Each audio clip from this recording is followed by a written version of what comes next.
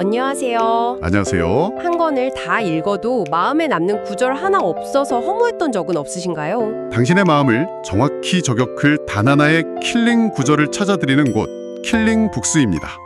네, 오늘 저희가 함께 이야기 나눌 책은 움베르토 에코와 리카르도 페데리가가 엮고 윤병헌 번역가가 옮긴 경이로운 철학의 역사 1 고대 중세편입니다. 움베르토 에코. 이름만 들어도 뭔가 좀 다르죠? 그렇죠. 장미의 이름 작가로 유명하시고 기호학자, 또 철학자이기도 하고요. 네. 이 책은 특히 그 서두에 실린 왜 철학인가? 이 부분을 좀 집중적으로 보려고 하는데요. 맞아요. 철학하면 왠지 어렵고 좀 딱딱하다는 그런 선입견 있잖아요. 네네. 근데 이 책은 좀 다르게 우리 삶이랑 얼마나 가까운지를 좀 보여주는 것 같아요. 맞아요. 철학이 던지는 질문들이 사실은 뭐랄까, 우리 모두가 한 번쯤은 다 품어봤을 법한 그런 질문들이죠. 그렇죠. 그래서 저희가 오늘 고른 킬링 구절이 바로 이 책의 핵심을 좀 보여주는 부분인데요. 한번 읽어주시겠어요? 네, 제가 한번 읽어보겠습니다.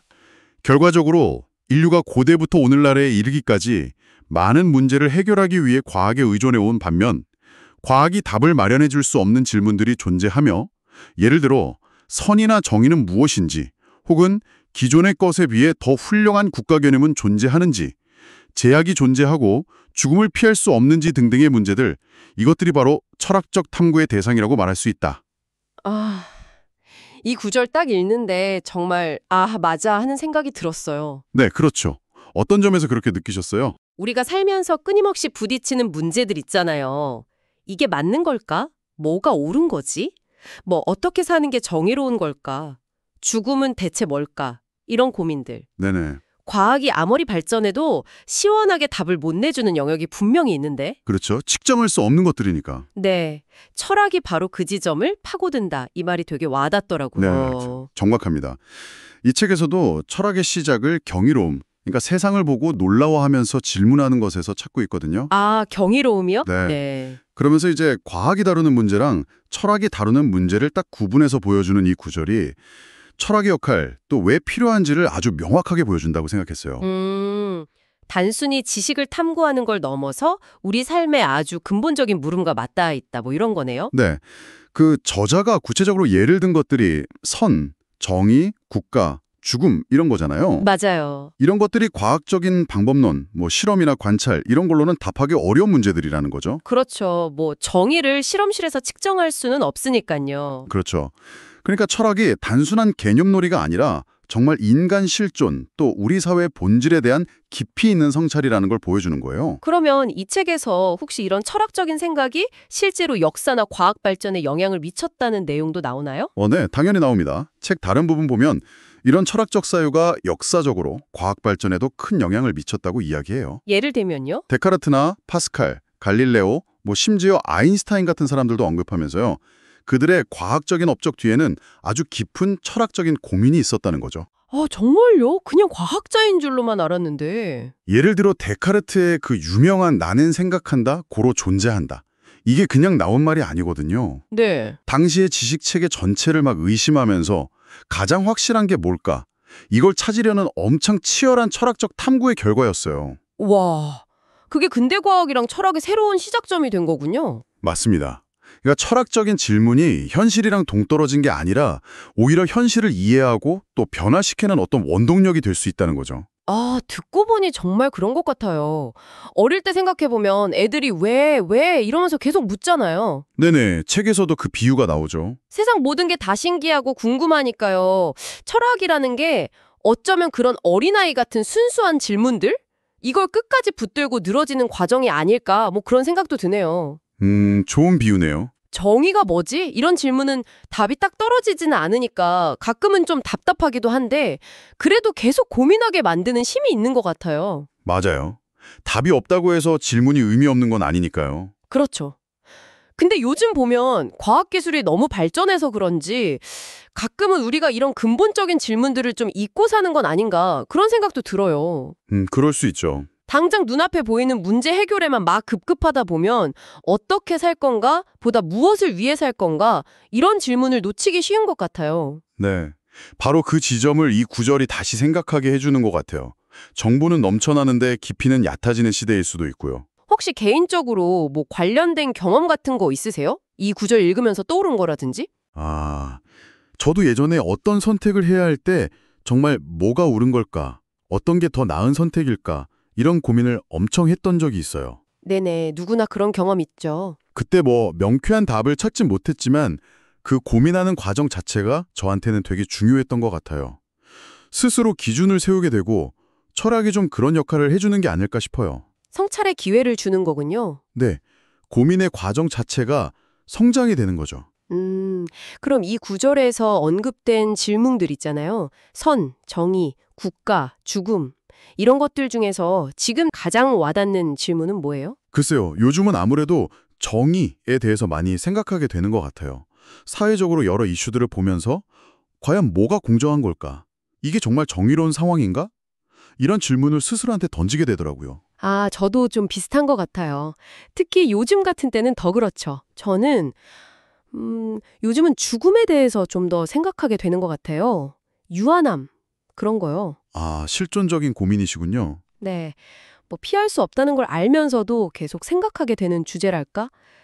혹시 이 책에서 말하는 것처럼 요즘 사람들이 너무 바쁘고 정보가 너무 많아서 이런 철학적인 질문을 할 여유가 없다고 보시나요?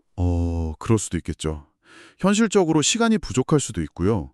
하지만 이 책은 오히려 그렇기 때문에 바로 그래서 철학이 더 필요하다고 말하는 것 같아요. 아, 역설적이네요. 바쁘니까 더 필요하다? 네. 왜냐하면 다른 시대, 다른 문화의 사람들이 세상을 어떻게 이해하고 어떻게 생각했는지를 아는 게 중요하거든요. 그게 왜 중요한 거죠? 옛날 사람들 생각인데요? 그게 바로 현재 우리의 생각의 틀을 넓혀주는 데 도움이 되기 때문이에요. 지금 내가 당연하다고 생각하는 게 전부가 아니라는 걸 알게 되는 거죠. 아하, 현재를 좀 상대적으로 볼 수 있게 된다는 말씀이시군요. 맞습니다. 단순히 옛날 이야기가 아니라 현재를 살아가는 지혜를 얻는 과정이라고 할 수 있어요. 예를 들어 플라톤이 생각했던 이상국가랑 지금 우리가 생각하는 민주주의는 다르잖아요. 그쵸, 많이 다르죠. 그 차이를 이해하면서 우리가 생각하는 민주주의가 완벽한 건 아닐 수도 있겠구나. 다른 가능성은 없을까? 이런 질문을 던질 수 있게 되는 거죠. 또 이 책에서는 철학적 사고 훈련이 추상적인 사고 능력을 길러준다고 강조하던데요.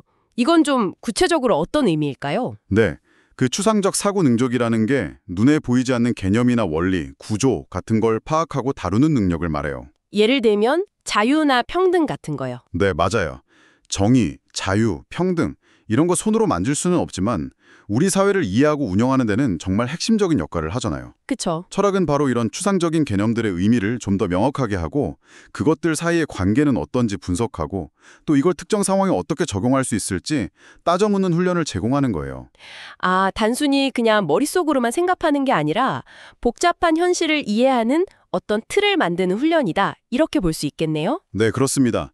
현대 사회는 점점 더 복잡해지고 문제들도 막 여러 요소가 얽혀 있잖아요. 네, 맞아요. 당장 눈앞에 보이는 현상만 봐서는 문제의 본질을 파악하기 어려울 때가 많죠. 그렇죠. 추상적인 사고 능력은 이런 복잡한 상황 속에서 핵심 원리를 딱 뽑아내고 문제의 근본 원인이 뭔지 진단하고 또 다양한 해결책들의 장단점을 논리적으로 비교하고 평가하는 데 꼭 필요한 능력이에요. 예를 들어 요즘 많이 이야기하는 인공지능 윤리 문제 같은 거요. 아, 네. 아주 좋은 예시네요.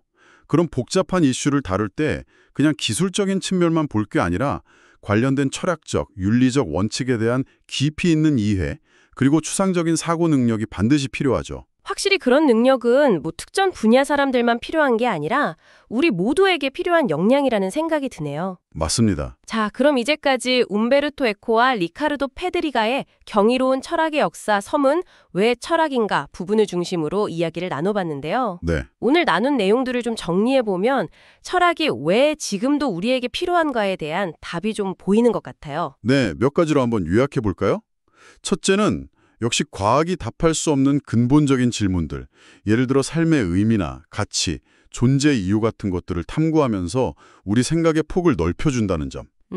생각의 지평을 넓혀준다. 둘째는 그 경이로움에서 시각된 비판적인 질문 던지기를 통해서 우리가 당연하게 여기는 것들에 대해서 정말 그럴까? 하고 의문을 제기하게 하고 세상을 좀 더 깊이 이해하도록 돕는다는 거. 네, 비판적 사고 중요하죠. 그리고 셋째는 방금 이야기 나눈 것처럼 추상적이고 논리적인 사고 능력을 길러줘서 복잡한 현대사회의 문제를 분석하고 해결하는데 꼭 필요한 역량을 준다는 거고요. 현실적인 도움이 되는 능력이네요. 마지막으로는 과거 철학자들과의 대화를 통해서 현재 우리의 사고방식을 돌아보고 또 삶의 지혜를 얻을 수 있다는 점을 들 수 있겠습니다. 결국 철학은 단순히 지식을 쌓는 행위를 넘어서서 생각하는 법 자체를 배우고 또 삶의 의미를 찾고 더 나은 사회를 고민하는 그 과정 전체라고 할 수 있겠네요. 네, 맞아요. 과학기술이 우리한테 세상을 바꿀 수 있는 엄청난 힘을 준다면 철학은 그 힘을 어떻게 그리고 무엇을 위해서 써야 할지 고민하게 만드는 일종의 방향타 역할을 하는 셈이죠. 와, 방향타. 아주 적절한 비유 같습니다. 네, 급변하는 세상 속에서 길을 잃지 않고 우리 자신과 사회에 대해 끊임없이 질문하면서 더 나은 방향으로 나아가기 위해서 철학적인 사유는 이제 선택이 아니라 필수가 아닐까 싶습니다. 네, 오늘 저희가 나눈 이야기가 철학에 대해 다시 한번 생각해보는 그런 계기가 되었기를 바랍니다. 그랬으면 좋겠네요. 자, 마지막으로 오늘 나눈 이야기에서 한 걸음 더 나아가서요. 이런 질문을 한번 던져보면서 마무리할까 합니다. 네, 에코는 철학이 과학이 답할 수 없는 질문에 다룬다고 했잖아요. 그렇죠. 그런데 만약에 미래의 인공지능이 엄청나게 발달해서 인간처럼 복잡한 추론은 물론이고 윤리적인 딜레마까지 시뮬레이션할 수 있게 된다면요? 아, 네. 그럴 수도 있겠죠. 그때는 과학적 탐구와 철학적 탐구의 경계가 어떻게 될까요? 에코가 생각했던 것과는 좀 다른 방식으로 그 경계가 허물어질 수도 있지 않을까요? 오, 흥미로운 질문인데요. 그렇다면 그 상황에서도 여전히 남아있는 대체 불가능한 인간만의 고유한 철학적 사유 영역은 과연 무엇일지 한번 고민해보는 것도 재미있을 것 같습니다. 네, 깊이 생각해 볼 만한 질문이네요. 네, 오늘 경이로운 철학의 역사를 통해 철학이 던지는 질문의 의미를 잠시나마 되새겨 보았습니다. 과학이 답할 수 없는 영역에서 끊임없이 질문하며 사유하는 것, 그것이 바로 철학의 힘이 아닐까 싶습니다. 책 한 권이 부담스러울 때 단 하나의 문장만이라도 당신의 마음속에 오래도록 남았으면 좋겠습니다. 당신의 일상에 스며들 킬링 구절을 소개해드리는 곳, 지금까지 킬링북스였습니다. 함께해 주셔서 감사합니다. 감사합니다.